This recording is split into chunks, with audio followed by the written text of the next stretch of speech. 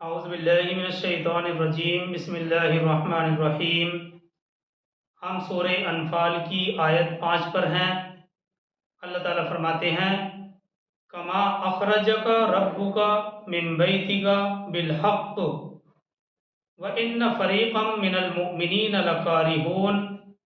ترجمہ اس کا یہ ہے جیسے کہ نکالا آپ کو اے نبی صلی اللہ علیہ وسلم آپ کے رب نے آپ کے گھر سے حق کے ساتھ،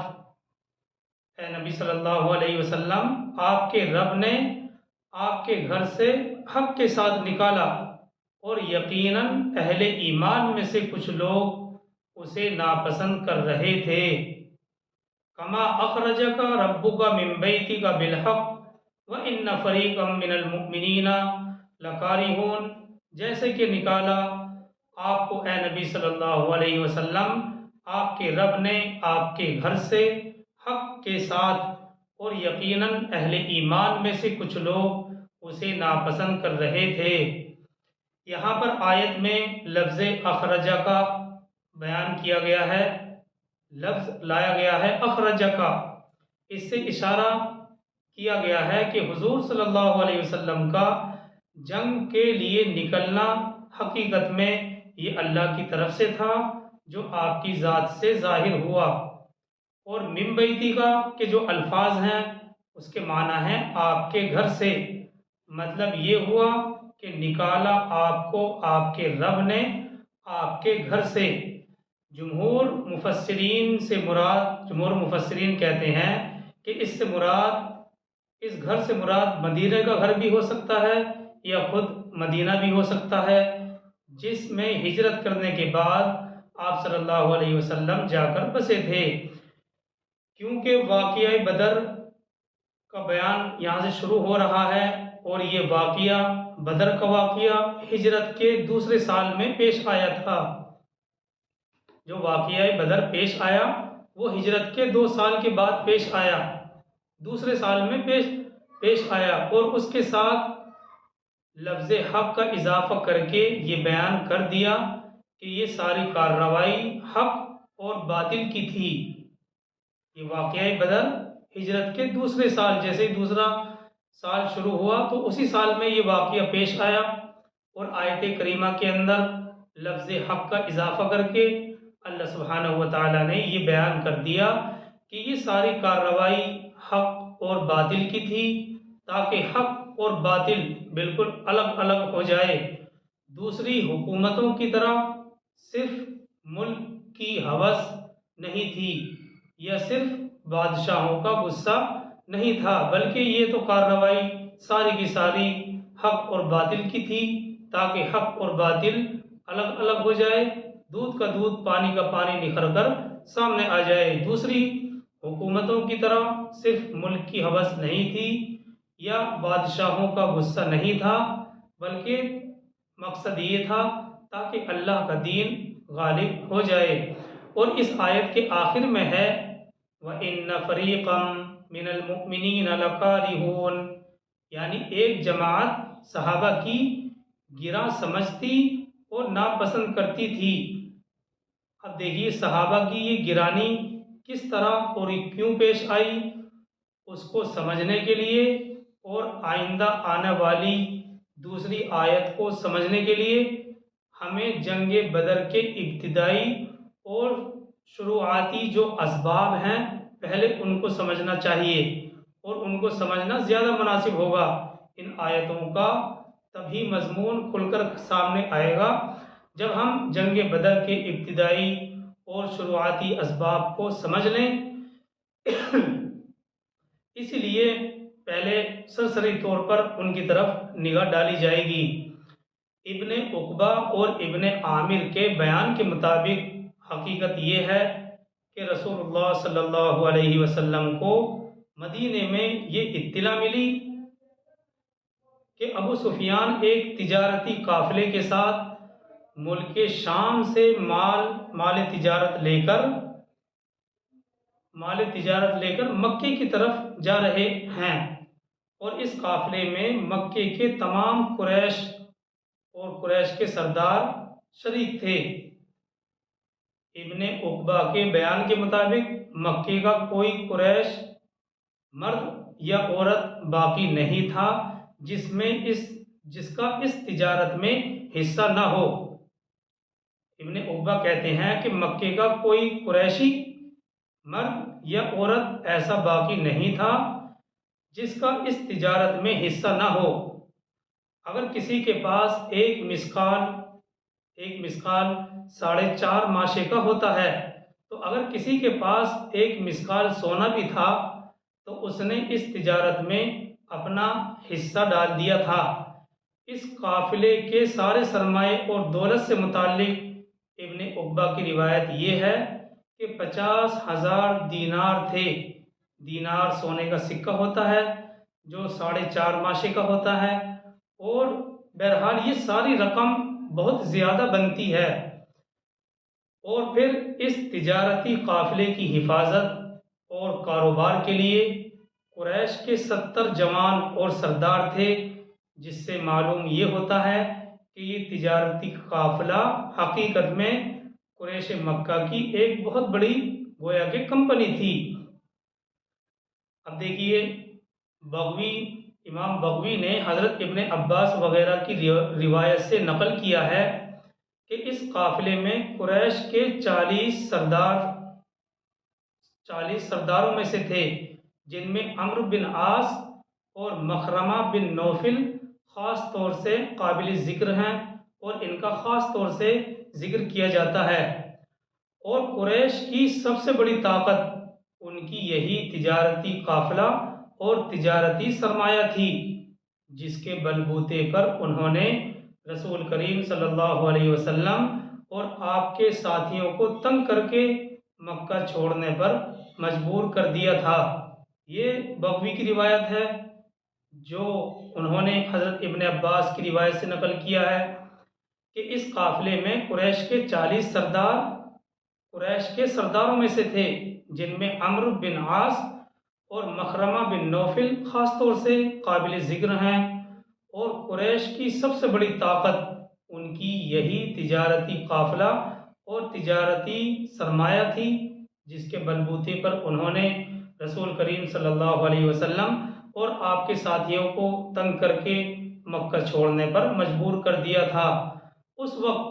جبکہ حضور صلی اللہ علیہ وسلم کو شام کے سفر سے اس قافلے کی واپسی کی خبر ملی، تو آپ کی رائے یہ ہوئی کہ اس وقت اس قافلے کا مقابلہ کر کے قریش کی طاقت کو توڑ دینے کا موقع ہے۔ صحابہ سے مشورہ کیا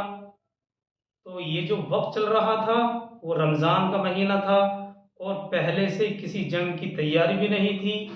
تو بعض حضرات نے تو ہمت کا مظاہرہ کیا اور فوراً لبیک کہہ دیا، مگر بعض حضرات نے کچھ پس و پیش کی۔ آپ نے بھی سب پر اس جنگ میں شرکت کو لازم کر دیا، بلکہ یہ حکم دیا کہ جن لوگوں کے پاس سواریاں موجود ہیں وہ ہمارے ساتھ چلیں۔ اس وقت بہت سے آدمی جنگ میں جانے سے رک گئے، اور کچھ لوگ جانا بھی چاہتے تھے، لیکن ان کی سواریاں دیہات میں آس پاس کے علاقوں میں تھیں۔ انہوں نے اللہ کے نبی صلی اللہ علیہ وسلم سے اجازت چاہی کہ اپنی سواریاں لے آئیں ہم تو پھر آپ کے ساتھ چلیں، مگر وقت اتنے انتظار کا نہیں تھا، اس لیے حضور صلی اللہ علیہ وسلم نے یہ حکم دیا کہ جن لوگوں کی سواریاں موجود ہیں اور وہ جنگ میں جانا چاہتے ہیں صرف وہی لوگ چلیں۔ باہر سے سواریاں منگوانے کا وقت نہیں ہے، اس لیے ساتھ جانے کا ارادہ رکھنے والوں میں سے بھی تھوڑے ہی آدمی تیار ہوئے، اور ان صحابہ کو یہ بھی اطمینان تھا کہ یہ تو تجارتی قافلہ ہے، کوئی جنگی فوج تو ہے نہیں جس کے مقابلہ کرنے کو رسول اللہ صلی اللہ علیہ وسلم اور آپ کے ساتھیوں کو زیادہ فوج چاہیے اور زیادہ سپاہیوں کی ضرورت پڑے، اس لیے صحابہ کی ایک تعداد اس جنگ میں شریک نہ ہو سکی۔ اللہ کے نبی صلی اللہ علیہ وسلم، دیکھیے صحابہ کو یہ اطمینان تھا کہ یہ تو تجارتی قافلہ ہے، کوئی جنگی فوج نہیں ہے جس سے مقابلہ کرنے کو رسول اللہ صلی اللہ علیہ وسلم کو اور آپ کے ساتھیوں کو ایک بڑی فوج کی ضرورت پڑے، اس لیے صحابہ کی ایک تعداد اس میں جانے سے رک گئی تھی، اس میں شریک نہ ہو سکی۔ اور ادھر سرکار دو عالم صلی اللہ علیہ وسلم نے جب بیر سقیہ پر پہنچ کر قیس بن صعصع کو حکم دیا کہ بھئی فوج کو شمار کر لیں، تو انہوں نے شمار کر کے یہ اطلاع دی کہ اے نبی صلی اللہ علیہ وسلم صرف 313 ہیں۔ حضور صلی اللہ علیہ وسلم یہ تعداد سن کر خوش ہوئے اور فرمایا کہ یہی تعداد طالوت کی بھی تھی، اس لیے امید فتح اور کامیابی کی ہے۔ صحابہ کے ساتھ کل 70 اونٹ تھے، ہر 3 آدمی کے لیے ایک اونٹ تھا جس پر وہ باری باری سوار ہوا کرتے تھے۔ اور خود کمال کی بات تو یہ ہے کہ خود سرکار دو عالم صلی اللہ علیہ وسلم کے ساتھ بھی 2 حضرات ایک اونٹ پر سوار تھے، جی ہاں، ابو لبابہ اور حضرت علی رضی اللہ عنہما۔ جب آپ کی باری پیدل چلنے کی آئی تو یہ عرض کرتے ہیں اور جاں نثار کرتے ہیں کہ اے نبی صلی اللہ علیہ وسلم آپ سوار رہیں، ہم آپ کے بدلے میں پیدل چلنے کے لیے تیار ہیں۔ رحمت للعالمین رسول کریم صلی اللہ علیہ وسلم کی طرف سے ان دونوں کو یہ جواب ملا کہ تم مجھ سے زیادہ نہ تو طاقتور ہو اور نہ میں آخرت کے ثواب سے مستغنی ہوں کہ اپنے ثواب کا موقع تمہیں دے دوں، اس لیے اپنی اپنی باری میں حضور صلی اللہ علیہ وسلم بھی پیدل چلتے ہی رہے۔ اور ادھر دوسری طرف کسی شخص نے ملک شام کی مشہور جگہ زرقہ، اس جگہ کا نام ہے زرقہ، قافلہ ابو سفیان کو اس بات کی خبر دی کہ رسول اللہ صلی اللہ علیہ وسلم ان کے قافلے کے انتظار میں ہیں اور ان کا تعاقب کریں گے۔ پھر ابو سفیان نے احتیاطی تدابیر اختیار کی۔ جب ابو سفیان کا یہ قافلہ حجاز کی حدود میں داخل ہوا تو ایک سپاہی کو، جس کا نام روایتوں میں زمزم بن عمر آیا ہے، ابو سفیان نے اس کو تیار کیا اور 20 مثقال سونے کی عوض اجرت دے کر اس بات پر راضی کیا کہ تیز رفتار سواری پر سوار ہو کر جلد سے جلد وہ مکہ مکرمہ پہنچ جائے اور یہ خبر پہنچا دے کہ ان کے اس قافلے کو صحابہ سے خطرہ ہے۔ زمزم نے اس زمانے کی خاص رسم کے مطابق خطرے کا اعلان کرنے کے لیے اپنی اونٹنی کے ناک کان کاٹ دیے اور اپنے کپڑے بھی اس نے آگے پیچھے سے پھاڑ ڈالے تھے اور کجاوے کو بجائے سیدھا کر کے لگانے کے اونٹنی پر الٹا کر کے اس نے لگایا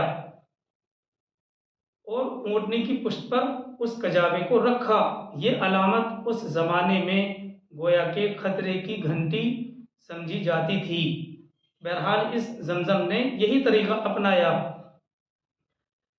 جب وہ اس حالت سے مکے میں داخل ہوا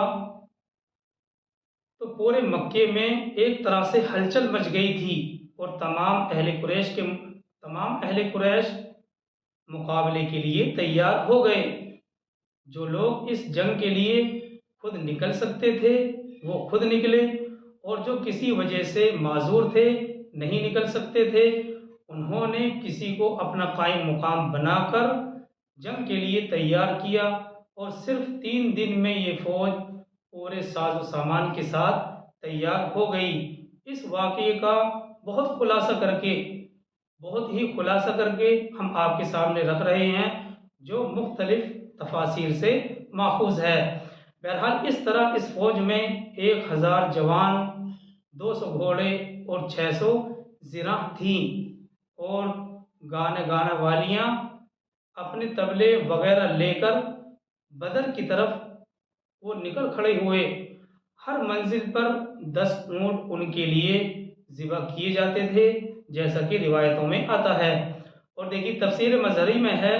کہ دوسری طرف رسول اللہ صلی اللہ علیہ وسلم صرف ایک تجارتی قافلے سے مقابلے کی تیاری کر کے 12 رمضان کو شنبے کے دن یعنی سنیچر کے دن مدینہ طیبہ سے نکلے اور کئی منزل طے کرنے کے بعد مقام بدر کے قریب پہنچے، آپ نے 2 آدمیوں کو آگے بھیجا کہ وہ ابو سفیان کے قافلے کی خبر لائے۔ جی ہاں، یہ ہے پورا تاریخی پس منظر۔ اس پس منظر سے ساری وجوہات سامنے آ گئیں ان لوگوں کے رکنے کی جو جنگ میں شریک نہیں ہو سکے تھے۔ تو اس آیت کا جو اگلا حصہ ہے اس میں یہی بیان کیا گیا ہے، وَإِنَّ فَرِيقًا مِّنَ الْمُؤْمِنِينَ لَكَارِهُونَ، یقیناً اہل ایمان میں سے کچھ لوگ اسے ناپسند کر رہے تھے۔ وَإِنَّ فَرِيقًا مِّنَ الْمُؤْمِنِينَ لَكَارِهُونَ، جو وجوہات تھیں وہ سامنے آ گئیں۔ اب پہلے اگلی آیت یعنی آیت نمبر 6 کو دیکھتے ہیں۔ اللہ تعالیٰ فرماتے ہیں یجادلونک فی الحق بعدما تبین، وہ لوگ آپ سے جھگڑ رہے تھے حق کے بارے میں اس کے بعد کہ بات ان پر بالکل واضح ہو چکی تھی۔ یجادلونک فی الحق بعدما تبین، وہ لوگ آپ سے جھگڑ رہے تھے حق کے بارے میں اس کے بعد کہ بات ان پر بالکل واضح ہو چکی تھی۔ کأنما یساقون الی الموت وہم ینظرون، یعنی وہ لوگ ایسا محسوس کر رہے تھے جیسے انہیں موت کی طرف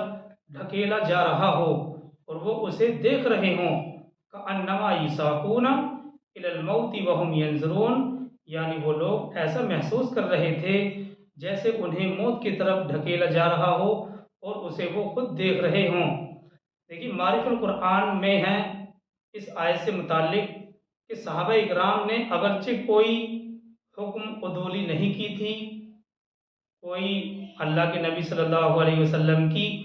نافرمانی نہیں کی تھی حکم کی، بلکہ آپ کے مشورے کے جواب میں انہوں نے اپنی کمزوری کا اظہار کیا تھا، مگر رسول کے ساتھیوں سے ایسی رائے کا اظہار بھی ان کے بلند مقام کے اعتبار سے اللہ تعالیٰ کو پسند نہیں آیا، اس لیے ناراضگی کے الفاظ سے اللہ سبحانہ و تعالیٰ نے اس کو بیان کیا ہے۔ کأنما یساقون الی الموت وہم ینظرون، یعنی وہ لوگ ایسا محسوس کر رہے تھے جیسے انہیں موت کی طرف ڈھکیلا جا رہا ہو اور وہ اسے دیکھ رہے ہوں۔ آگے چلتے ہیں سورہ انفال کی آیت نمبر 7 کی طرف۔ اللہ تعالیٰ فرماتے ہیں وَإِذْ يَعِدُكُمُ اللَّهُ إِحْدَى الطَّائِفَتَيْنِ أَنَّهَا لَكُمْ وَتَوَدُّونَ أَنَّ غَيْرَ ذَاتِ الشَّوْكَةِ، اور یاد کرو جب کہ اللہ وعدہ کر رہا تھا تم لوگوں سے کہ ان دونوں گروہوں میں سے ایک تم کو مل جائے گا، یعنی ان دونوں جماعتوں میں سے تم کو ایک جماعت مل جائے گی۔ وَتَوَدُّونَ أَنَّ غَيْرَ ذَاتِ الشَّوْكَةِ، اور اے لوگو تم یہ چاہتے تھے کہ جو بغیر کانٹے کے ہے وہ تم کو مل جائے، تَكُونُ لَكُمْ، وہ تمہارے ہاتھ لگے وہ تمہارا ہو جائے۔ کچھ بھی ترجمہ کر سکتے ہیں وَتَوَدُّونَ أَنَّ غَيْرَ ذَاتِ الشَّوْكَةِ تَكُونُ لَكُمْ، اور اے لوگو تم یہ سمجھتے تھے کہ جو بغیر کانٹے کے ہے وہ تم کو ہاتھ لگ جائے۔ وَيُرِيدُ اللَّهُ أَن يُحِقَّ الْحَقَّ بِكَلِمَاتِهِ وَيَقْطَعَ دَابِرَ الْكَافِرِينَ، اور اللہ چاہتا تھا کہ اپنے فیصلے کے ذریعے حق کا حق ہونا ثابت کر دے اور کفر کرنے والوں کی جڑ کاٹ دے۔ وَيَقْطَعَ دَابِرَ الْكَافِرِينَ، اور کفر کرنے والوں کی جڑ کاٹ دے۔ اور اگلی آیت 8 میں ہے لِيُحِقَّ الْحَقَّ وَيُبْطِلَ الْبَاطِلَ وَلَوْ كَرِهَ الْمُجْرِمُونَ، تاکہ سچا ثابت کر دے حق کو اور جھوٹا ثابت کر دے باطل کو، یہ مجرموں کو چاہے یہ مجرموں کو کتنا ہی ناگوار ہو، یہ مجرموں کو کتنا ہی ناگوار ہو۔ ان دونوں آیتوں میں یہ بیان کیا گیا ہے کہ جس وقت حضور صلی اللہ علیہ وسلم اور صحابہ کو یہ اطلاع ملی کہ اہل قریش کی ایک بہت بڑی فوج اپنی تجارتی قافلے کی حفاظت کرنے کے لیے مکے سے نکل چکی ہے، تو اب ان صحابہ کے سامنے 2 جماعتیں تھیں، مقابلے کے لیے دو جماعتیں تھیں، دو گروہ تھے، ایک تو یہی تجارتی قافلہ اور دوسری یہ فوج جو مسلح ہو کر مکے سے چلی تھی اپنے تجارتی قافلے کی حفاظت کے لیے۔ تو آیتوں میں یہ بات بتلائی گئی ہے کہ اس وقت اللہ سبحانہ و تعالیٰ نے رسول کریم صلی اللہ علیہ وسلم کے ذریعے سے آپ کو اور آپ کے ساتھیوں سے یہ وعدہ فرمایا تھا کہ ان دونوں جماعتوں میں سے کسی ایک جماعت پر تمہارا مکمل قبضہ ہو جائے گا، اس کے متعلق جو تم چاہو گے کر سکو گے۔ اب یہ بات ظاہر ہے کہ تجارتی قافلے پر قبضہ کرنا آسان تھا اور مسلح فوج پر قبضہ کرنا مشکل تھا، اس لیے اور کیونکہ وعدہ مبہم کیا گیا تھا کہ ان دونوں جماعتوں میں سے کوئی ایک جماعت، اب یہ پتہ نہیں کہ وہ کون سی جماعت ہے، وہ تجارتی قافلہ ہے یا وہ فوج ہے جو مکے سے چلی تھی۔ تو اس لیے مبہم وعدے کو سن کر بہت سے صحابہ کرام کے دل کے اندر یہ تمنا پیدا ہوئی کہ وہ جماعت جس پر ہمارا قبضہ ہونے کا اللہ نے وعدہ کیا ہے وہ تجارتی قافلہ ہو۔ لیکن رسول کریم صلی اللہ علیہ وسلم سے یہ ارادہ ہوا کہ مسلح فوج پر قبضہ ہوگا۔ ان آیتوں میں تجارتی قافلے پر قبضہ چاہنے والے صحابہ کو تنبیہ کی گئی ہے کہ تمہیں تو اپنی سہولت کی وجہ سے یہی پسند تھا کہ تمہارا تجارتی قافلے پر قبضہ ہو، مگر اللہ کا ارادہ کچھ اور تھا۔ اللہ کا ارادہ یہ تھا تاکہ اسلام کا مقصد ظاہر ہو، اسلام کی شان و شوکت اور عظمت ظاہر ہو، یعنی حق کا حق ہونا ظاہر ہو جائے اور کفر کرنے والوں کی جڑوں کو کاٹ دیا جائے۔ اور ظاہر ہے کہ یہ کام اس وقت ہی ہو سکتا تھا جبکہ مسلح فوج پر جو ہتھیاروں سے لیس ہو کر فوج آئی تھی صحابہ کا مکمل قبضہ اور غلبہ ہو۔ اسی چیز کو یہاں آیت 7 اور 8 میں بیان کیا جا رہا ہے تاکہ سچا ثابت کر دے حق کو اور جھوٹا ثابت کر دے باطل کو۔ یعنی اللہ سبحانہ و تعالی اس دن یعنی یوم بدر کو یوم الفرقان بنانا چاہتا تھا، یعنی وہ 313 نہتے لوگوں کے ہاتھوں پوری طرح مسلح 1000 جنگجوؤں کو ذلت اور رسوائی کی شکست سے دوچار کر کے یہ بتانا چاہتا تھا کہ اللہ کی نصرت اور اللہ کی مدد کس کے ساتھ ہے۔ تو یہ مقصد تھا اللہ سبحانہ و تعالیٰ کا، تاکہ حق کو ظاہر کر دے، باطل کو الگ کر دے، حق اور باطل کو نکھار کر سامنے لا دے، اسلام کا بول بالا ہو جائے، اسلام کی شان و شوکت اور عظمت ظاہر ہو جائے، اور تاکہ دنیا کو یہ پتہ چل جائے کہ 313 نہتے لوگوں کے ہاتھوں پوری ایک مسلح جنگجوؤں کو ذلت اور رسوائی کی شکست سے اللہ سبحانہ و تعالیٰ نے کس طرح سے دوچار کیا ہے اور اللہ کی مدد اور نصرت کن لوگوں کے ساتھ ہے۔ تو یہ وضاحت آیت نمبر 8 تک ہو چکی ہے، آگے بھی یہ واقعہ چلے گا۔ اللہ تعالیٰ ہم سب کو عمل کی توفیق عطا فرمائے۔ سبحان اللہ و بحمدہ، سبحانک اللہم و بحمدک، نشہد ان لا الہ الا انت ونستغفرک ونتوب الیک۔ سبحان ربک رب العزۃ عما یصفون وسلام علی المرسلین والحمد للہ رب العالمین۔